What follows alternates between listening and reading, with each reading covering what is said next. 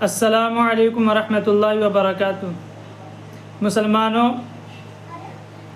آج بتی گل کر کے احتجاج درج کرائیں اور پورے بھارت کو یہ بتائیں کہ ہم مسلمانوں کی بتی گل ہو چکی ہے۔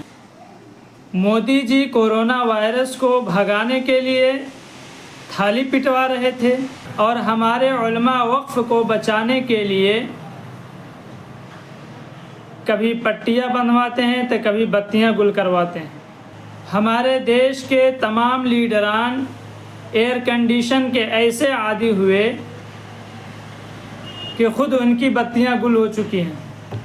سارے لیڈر کا بس ایک ہی کام رہ گیا ہے، بس عوام کو بیوقوف بنانا، اور علماء کے خلاف بولتے ہوئے ڈر محسوس ہوتا ہے، لیکن بولنا پڑتا ہے۔ امارت شریعہ اور دیگر اداروں نے وقف ترمیمی بل کے نام پر الگ الگ گاؤں سے لاکھوں چندہ لیا ہے، لیکن ہمارے لیڈران صرف جلسہ اور جلوس پر پیسہ اڑانا جانتے ہیں، اور حد تو یہ ہو گئی ہے کہ احتجاج کے نام پر بھی صرف جلسے ہی ہوتے ہیں۔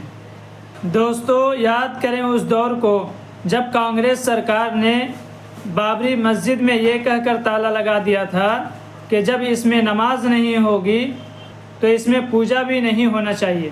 اس بات سے ناراض ہو کر ہندو تنظیم کے لوگوں نے پورے بھارت میں احتجاج کیا اور پورے بھارت میں یاترا کیا، اور پورے بھارت میں یاترا کے ذریعے تمام لوگوں کو بیدار کیا، اور پھر اتنی قوت حاصل کر لیا کہ سرکار سے ٹکراتے ہوئے بابری مسجد کو شہید کر دیا۔